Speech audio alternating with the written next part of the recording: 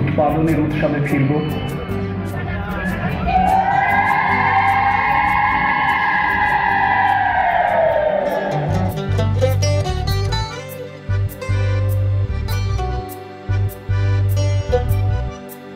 নমস্কার, আবারও চলে এসেছি আপনাদের সঙ্গে নতুন একটা প্যান্ডেল আপনাদের দেখাতে। সেটা হচ্ছে টালা প্রত্যয়।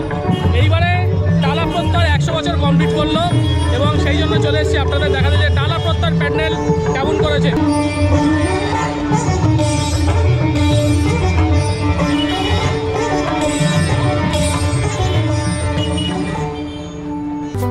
টালা প্রত্যয়ের 2025 সালের দুর্গাপুজোর থিম বীজ অঙ্গন। মণ্ডপে ঢোকার সঙ্গে সঙ্গেই আপনারা দেখতে পারবেন একটা বড় ফুলকপি রাখা রয়েছে এই মণ্ডপের সামনে। বীজ মানে এমন একটি প্রাথমিক অবস্থা, সম্ভাবনা, নতুন শুরু, যা এখনো বড় কিছুতে পরিণত হয়নি, কিন্তু অদেখা শক্তি ও সম্ভাবনা রয়েছে। অঙ্গন হলো একটি খোলা শেড ছাদহীন অনেকটা খোলা আঙিনার মতন জায়গা, যেখানে বীজ বপন হতে পারে, জন্ম দিতে পারে নতুন কিছু। মোট কথা, এই থিমটি নবজাগরণ, নতুন সম্ভাবনা, শিল্প ও সৃষ্টশীলতার সম্ভাবনা ইত্যাদির প্রতিফলন, যেখানে পুরনো ঐতিহ্য থেকে এক নতুন ধাপের সূচনা হয়। পুরনো ঐতিহ্য ও স্মৃতির সঙ্গে নতুন আধুনিক আচর মিলিয়ে এক ধরনের অনুভূতি জাগিয়েছে এই মণ্ডপ। অতীত থেকে বর্তমান এবং বর্তমান থেকে ভবিষ্যতের দিকে সংযোগ। দর্শকদের জন্য শুধু প্যান্ডেল দর্শন নয়, একটি শিল্প অভিজ্ঞতাও হবে। থিম বয়সী চিন্তা, শিল্প ও প্রকৃতি মিলনের মাত্রায় অনুভূতি। বীজ থিম মানে আশা, সম্ভাবনা, সৃজনশীলতার শুরু, যা মানুষের মনে ইতিবাচক ভাবগুলোর উদ্দীপনা তৈরি করতে পারবে। তো আপনারা আমাকে দেখতে পাচ্ছেন না, অন্ধকার অনেকটাই, কিন্তু এখানে খুব ভালো একটা ট্যাগলাইন দেওয়া আছে। সেটা হচ্ছে যে মানুষ একমাত্র জীব যে নিজের খাবারে বিষ মেশায়। ঠিক আছে, এই টালা প্রত্যয় আসলে আপনারা দেখতে পারবেন সেটাই। আর টালা প্রত্যয়ের প্যান্ডেলটা দেখুন ঠিক এরকমভাবে সাজানো হয়েছে, খুব সুন্দর লাগছে রাত্রিবেলা।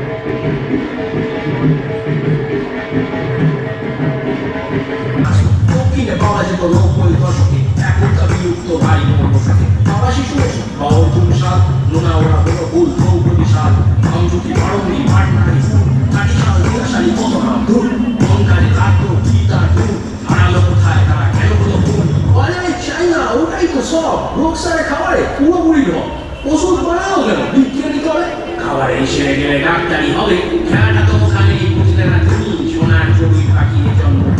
এইবারে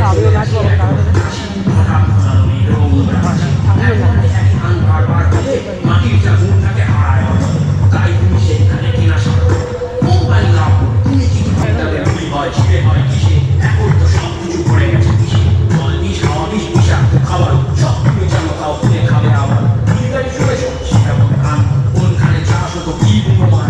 1 মাস জলে ডোবায় ভূমিত মাছ, অন্যায় ভাসলেও কৃষক সে নাচে। দক্ষিণে পাওয়া যেত 90 দশকে, এখন তা বিলুপ্ত ভারী পোশাকে। আবাসী শুনেছ বাউল তুমসা।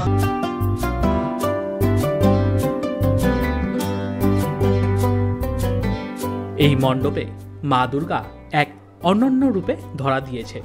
মা দুর্গার এখানে দ্বিভুজা এবং হাতে লাঙল ধরে আছেন, আর তার পাশে রয়েছেন ছোট্ট গণেশ, তার হাতে কলা গাছ। এই কলা গাছ হলো উর্বরতার প্রতীক। মায়ের পায়ের তলায় আছে বিভিন্ন কৃষক যুক্তিপূর্ণ এক বস্তা। কৃষক যুক্তিকে এখানে অসুর রূপে দেখানো হয়েছে। মায়ের একদিকে আছে তার অন্যান্য সন্তান এবং তাদের বাহন সব। খাবারে যখন আমরা খাবারটা যেটা খাই এবং যেটা চাষ করা হয়, সেটা কিন্তু বিভিন্ন রকমভাবে রাসায়নিক সার মেশানো হয়। ঠিক আছে, এবং সেই রাসায়নিক সার মেশানোর জন্যই এই খাবারটা আস্তে আস্তে বিষক্রিয়ার সৃষ্টি হয়। তাই জন্য আপনারা দেখবেন যে আজকালকার যে শাকসবজিতে, ঠিক আছে, এত তাড়াতাড়ি শাকসবজি কী করে হয়, এত উৎপাদন কী করে হচ্ছে, সবই কিন্তু রাসায়নিক সার। ঠিক আছে, এই যে কেমিক্যাল যে ইউজ করা হচ্ছে, তার এগেনস্টে কিন্তু এই টালা প্রত্যয় একটা ধ্বনি দিয়েছেন যে অর্গানিক ফুড আর নন অর্গানিক ফুড যেটা আছে সেটার জন্য। তো এই সব কিছুর ক্ষেত্রে আপনি যেটা দেখতে পারলাম যে লেখা রয়েছে মানুষ একমাত্র জীব যে কিনা নিজের খাবারেই বিষ মেশায়।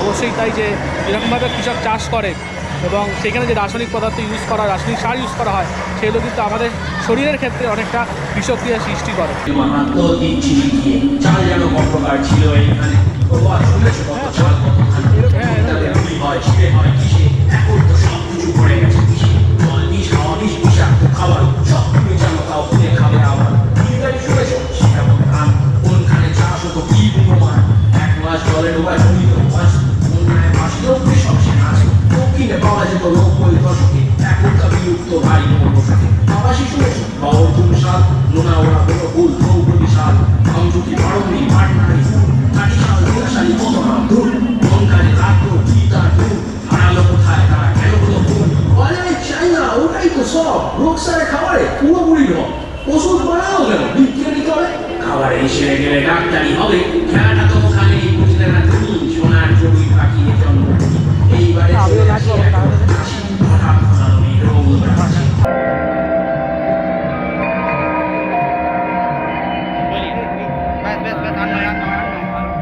দেশ জুড়ে কবে আবার আমরা সবাই মিলে মাঠে ঘাটে উৎপাদনের উৎসবে ফিরব?